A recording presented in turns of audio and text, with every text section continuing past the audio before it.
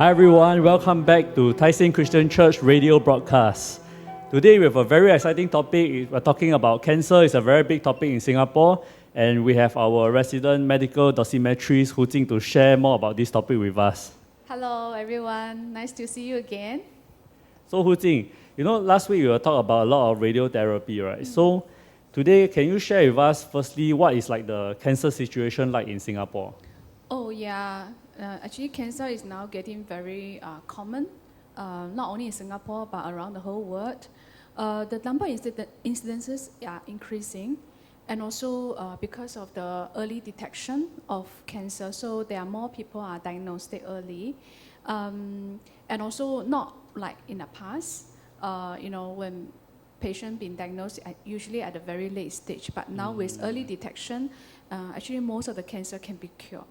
Yeah, so last time people always think that, cancer means die already. Yeah, now it's not the case. So cancer is not the end. Yeah. Yeah, so you can see that this picture you shared with us, right? The male one seems to be the most common. Is what's that? Oh yeah, that is the cancer Singapore cancer registration statistics from year 2015 to 2019. It's a 5 years statistics about the cancer incidence in Singapore. As you can see, the male and female is about similar, but it is about 49 in males and 51 in females. Yeah, and then the top 3 cancer among males are colorectal, prostate, and lung cancer. The top 3 cancer in female are the breast cancer, colorectal, and the lung cancer. Yeah.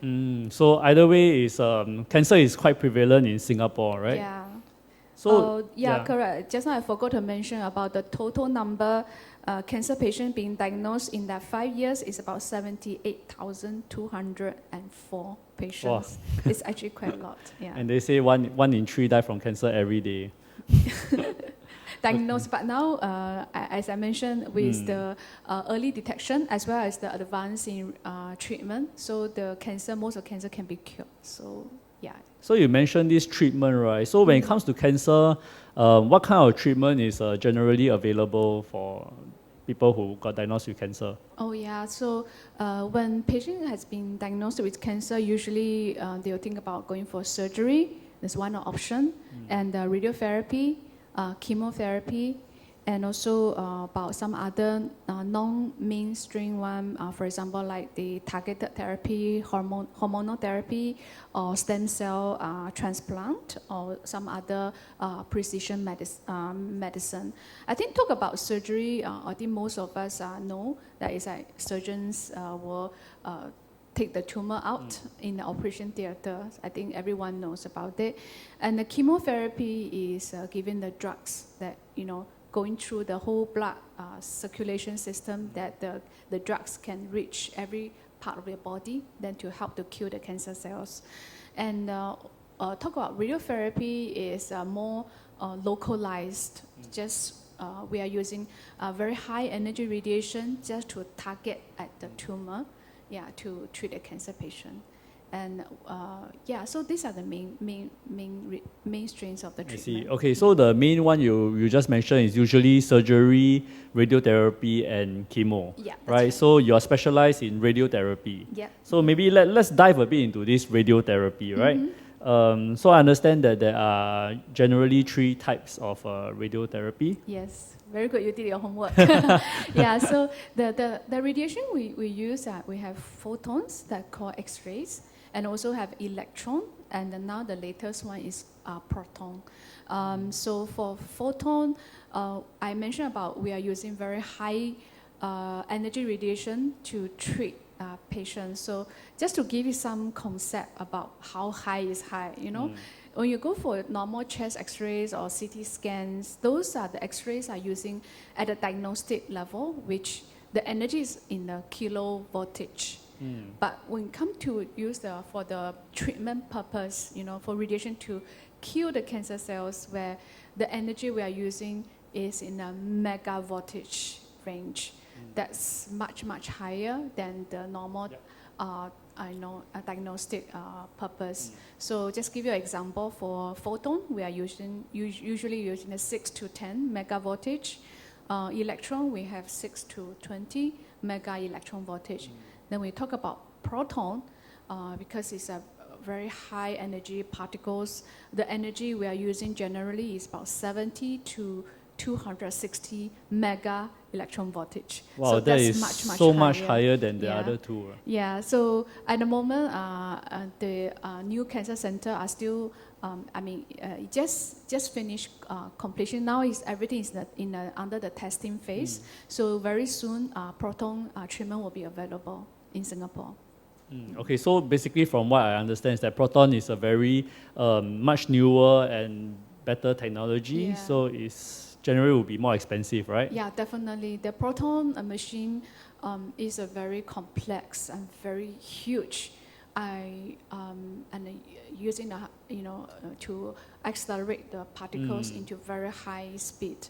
So I mentioned about last week, about the photon machine, the linear accelerator to me is already big, but you still can put inside the room like one level. But when you talk about proton therapy machine, it's about 3-story high. Wow. So that's behind it. But of course, when patient goes into a room, they make it, like a small, a single room, a single level setting, so you don't feel it. But actually, at the back is about 3 stories high. So you can imagine the construction, the machine itself, very, very expensive. Therefore, the treatment costs for proton are more expensive than photon as well. Yeah, some more Singapore land so expensive, right? Yeah.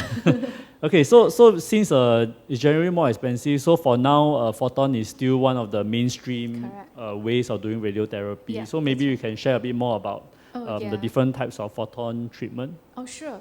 So for photon, we are talking about external radiotherapy. Means the radiation will go from outside and then will shoot into the patient's body to kill the cancer. So from the screen, you can see this is just one example about the using the radiation beam to treat the lung cancer patient. So as you can see, the red color, that's where the target, the tumor is. And then if you can see, there's a three beams going through a different direction. So, but all the 3 beams are focused at the target region. So that's how that's some basic idea of radiation being external radiation being how we treat the cancer. So for next, we also have for head and neck cancer patient. I mean, in the past, like we are starting a very simple treatment, like using the 2 fields, one from the left or one from the right. Although the tumor has been covered, but as you can see at the 2 sides, right, where the normal tissue region, the radiation beam will damage those areas as well. So so radiation is like a weapon, right? So when you go to a battlefield, whatever your missiles, your cannons will just hit the target. At the same time, they will damage the pathway as well. So it's the same for radiation. When we hit the tumor along the pathway, the normal tissue will be damaged as well. So another modality for the photon is also like we can use more treatment field numbers. More directions. More direction. In a sense, So we can use 2 fields, we can use 3 fields, 4 fields, 5 fields. So from different angle, so where we can try to spread the radiation around, so we can minimize the dose to the normal so tissue. focus more on the affected areas only, Correct. right? Exactly. So this is just for 3D. However, with some more complicated target volume, where especially those concave one, where you have a big one, but you need to spare certain part in the middle. So for those 3D. No longer works. It doesn't really give a good sparing of those normal tissues in between. So we have this more advanced techniques called inverse planning. So we have 2 different types. One is called IMRT, another one is called VMAT. So don't get SMRT. confused about the name. Yeah. So the IMRT is about the 9 field. The previous. Yeah. So as you can see, the one of picture is the one on the left side is IMRT. As you can see, there's a nine fields going around the patient's body. It's actually the 9 fields are the fixed beam, which means the machine will deliver the radiation at one angle. Then after that, they will move on. The radiation beam will stop. Then we will move on to the next angle. Then they will on. Then after that, it will stop. So then actually, move this on. one is It's they like go a by the shoot. distance of the beam, right? Yeah. From different angle. Different angle. So it's like a shoot and a stop, shoot and stop, move. Yeah, something like that. But for the VMAT, which is on the right hand side, as you can see, there are 3 angles. The going 3 around rounds, 3 yeah. rounds. So this one is different from the IMRT, where the radiation beam will not stop while the machine are moving around the patient. So when you're slowly moving around patient in 360 degrees, the radiation beam are continuous coming out. So these are the 2 main differences. But end of the day, the effect is similar.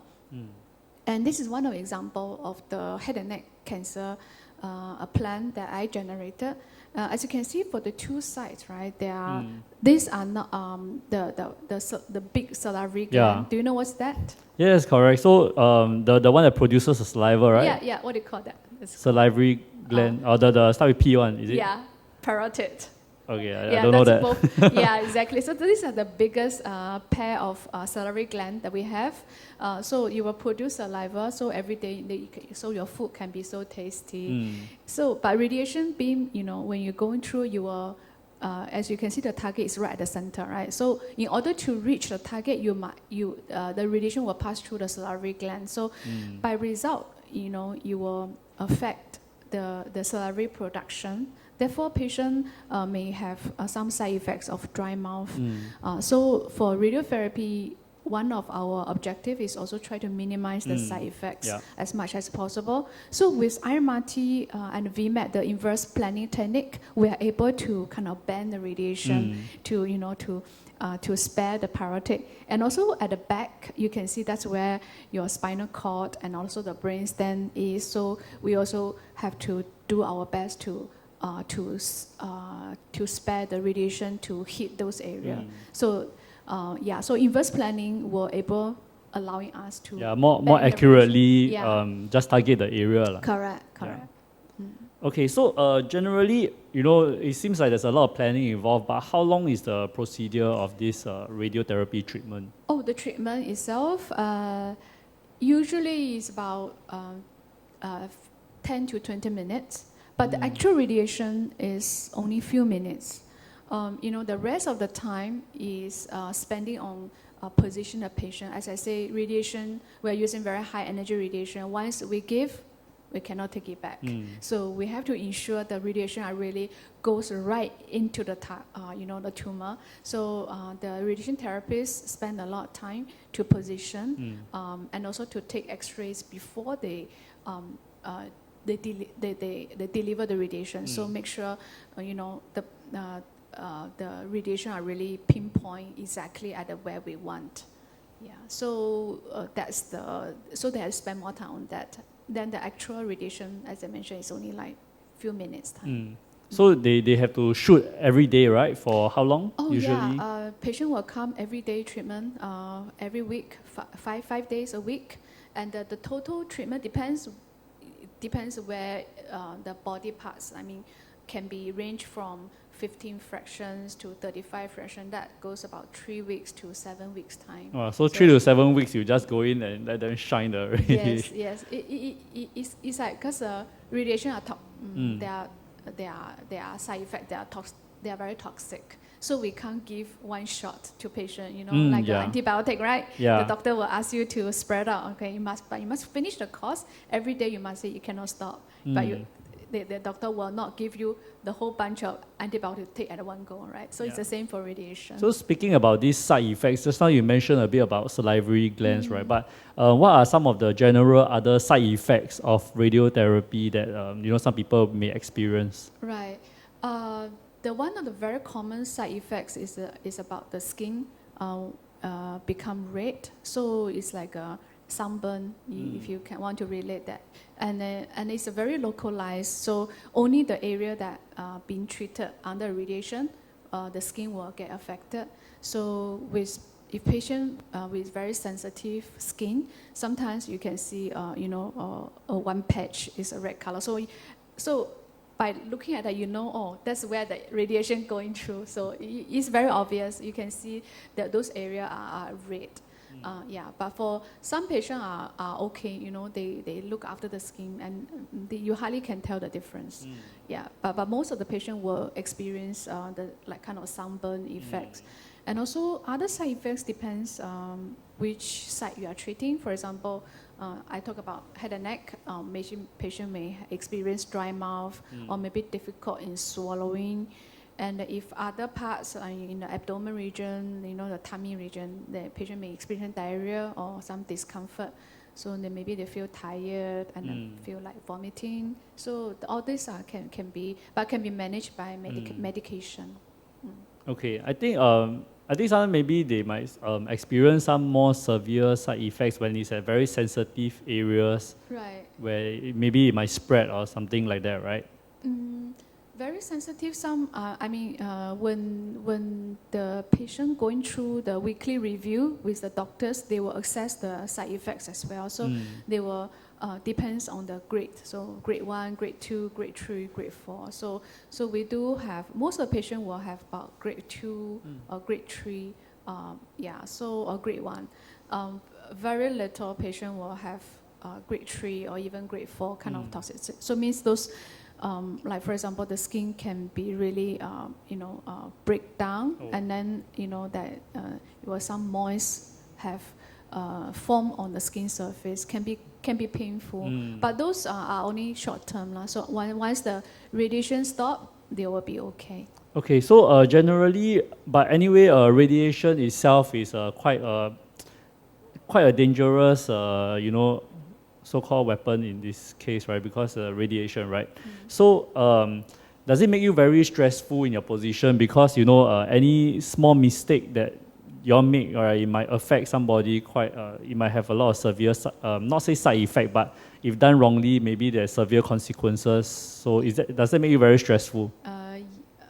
Yes. The radiation beam is, we're using high energy radiation, so the safety is always our top priority in terms of treat patient. So in terms of the professional, so we are trained.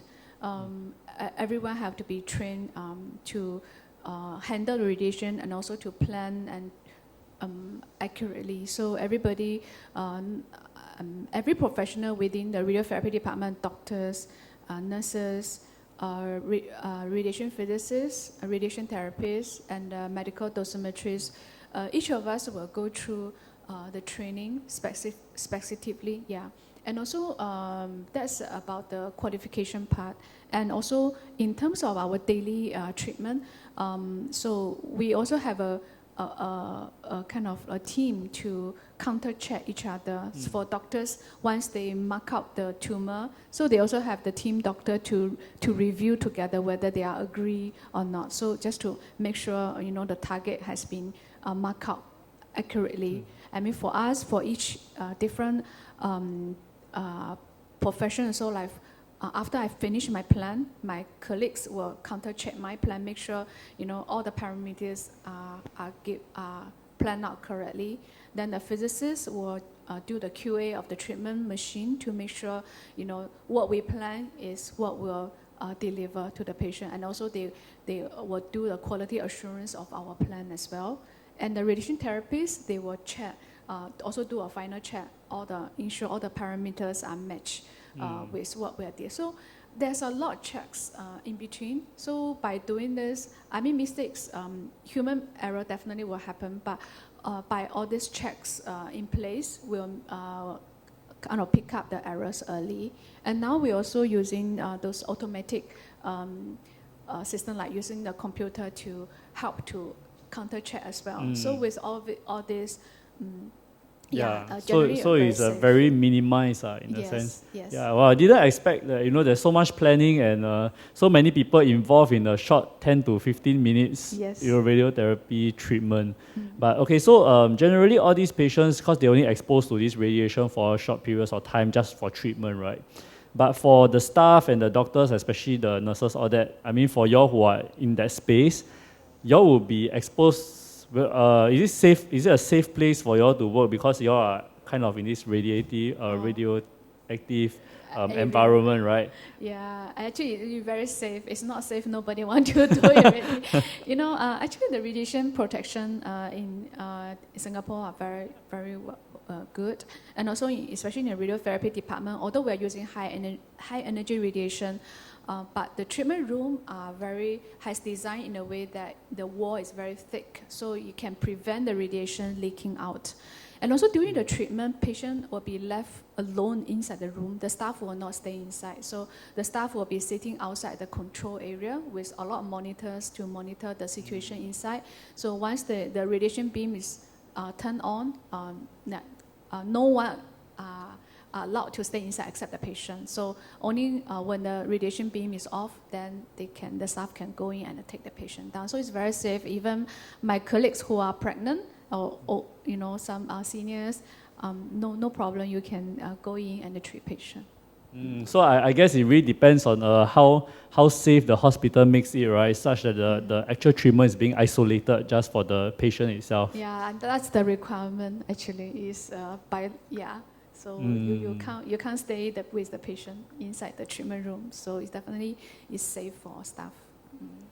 Oh, okay. So definitely it's very interesting that just one function of cancer treatment in radiotherapy has so many intricacies involved, and you also mentioned that actually very few people who are properly certified in Singapore in this role. Correct. So in actually radiotherapy is a very specialized area. Then you talk about medical dosimetrist is even more like a smaller group. So there's a lot of training involved, and also because the hospital who can provide such a service are very limited. So our the market is not that big.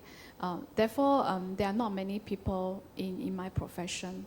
So what we do, it's common that most people don't know what I do, Yeah, and then but for doctors, they will say, okay, they imagine, they are just a magic plan generator, You are the magic plan generator. Right. So they just need to draw the target volume. Okay, now you come out a plan. You follow my target volume, give out a plan, But actually behind there's a lot of sweat and stress. So because end of the day is a balancing game. Because at the same time we want to have a better tumor control, which means give as high radiation as possible. But on the other hand, we have to try to minimize the toxicities. So it's like a balancing, So all this doctors they will decide, and then we have to make a lot of judgment call. So that's something that is unique. It's not the same for every patient. Yeah, so you can see that it's a very, very specialized job, and it's definitely not easy getting where you are right now. Okay, so I think there's a special bonus content that Hu Jing actually want to share that is a peek into the future, which actually we kind of missed it just now, which is the graph that actually shows the difference between what's the future technology of Proton versus what we are using today, Photon, right? Okay, yeah. I mentioned about the Proton, which will be available next year in Singapore, and the Proton, the difference between Proton and Photon is the physics character. So Photon is like X-rays. So when it goes into the body, they are after a very small build-up, so they are at the top of the energy. Then after that. So that's the green line down there, right? You're referring to? Correct. So as you can see, once you reach the peak, right, then slowly, while the X-ray going through the body inside the energy was, the dose will go down. So as you can see, that in that area, I mark out where the tumor is. So, only part of the photons are treating the tumor. So, at the entrance area where the normal tissue, and also at the behind the tumor, there is also normal tissue. But as you can see, while the photon being going through, you actually will give radiation to the normal tissue as well. So this is very interesting. It's like behind the scenes of a photon treatment where we sometimes we don't know how exactly does the radiation works.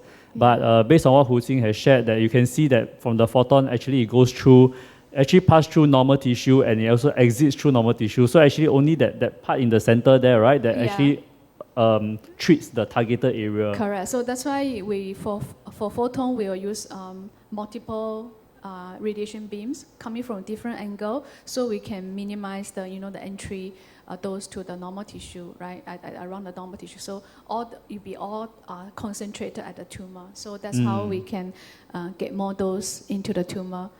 Whereas for the proton, where you can see at the the red color, you see the spike. Yeah. We call it proton bright peak. So this is just to demonstrate one energy of the protons, where you enter the body, because the proton enter into the patient's body with very high energy and speed. So while it goes in, you will lose very little energy, where that's why the dose is not that much. But while you go deeper and deeper, imagine the speed will slow down. So that's how you started to release the energy. We call it, the dose will go. So once it reaches a certain depth, right, then when the proton particle suddenly stop, then you release all its energy. Therefore, you can see suddenly there's a peak coming up. That's where where the highest dose will be. But after that, because you will stop already, right? So there'll be no more dose. That's why you can see a very sharp fall off. So which means behind the tumor, right, the normal tissue will not have any radiation there. So it's very accurate. You need to stop at the right place. Correct. Yeah. So therefore, proton can effectively kind of spare the normal tissues. But the thing is that it's so precise, right, and so accurate. Imagine if patient move slightly or patient move during the treatment, we can miss the target precisely as well. So it's something that we need to be very careful. Normally, you all will strap the person until they can't really move. Then you can do whatever you want. Yes, there definitely is some immobilization device that to help to patient to fix the position during the treatment. Yeah, so this is very interesting because there's always new technology that's coming out, and sometimes they try to solve problems that the old technology don't have. But of course, they also have their new problems which you have to solve as well. Correct. Yeah, so it's really very interesting to go through this session, especially with my interview with Hu Jing. I think I learned so much more about cancer in general and radiotherapy as a treatment option. So thank you so much for sharing with us your passion and your career. Thank you. Thanks for having me here. I'm glad to share my career. Yeah, so it's a very specialized career path. So if anybody who wants to really understand more about this space or this medical field in this direction, right, feel free to go and chat with Hu Jing to learn more. Actually, she has a lot to share, but because we only have 30 minutes, that's why I had to cut short. Yeah, but there's a lot more to share, so feel free to speak to Hu Jing. And for the next week, we'll actually have we'll dive a bit into sharing with Joanne. Joanne is one of the teachers with MOE, so we'll learn more about her teaching profession next week. Okay, so until then, see everyone next week. Okay, bye-bye. Bye.